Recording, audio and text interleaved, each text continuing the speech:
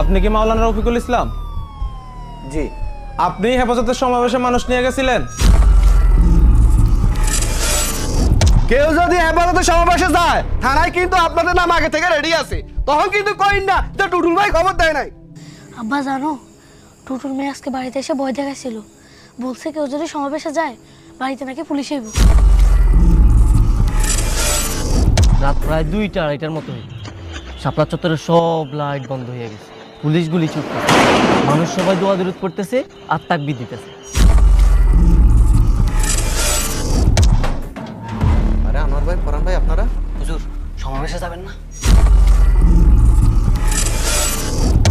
আরে কালকে রবিবার 5 মে ঢাকা সমাবেশ আছে, আব্বা সমাবেশে যাইব, আমার আবার দোকানে বসা লাগবে। দোস্ত ওখানে কি ছোটরা যায়?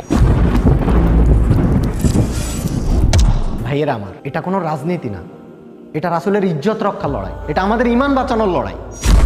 রাসূলের অবমাননা দাঁড়িয়ে আছে, তাদের মৃত্যুদণ্ডের বিধান রেখে সংসদে আইন পাস করে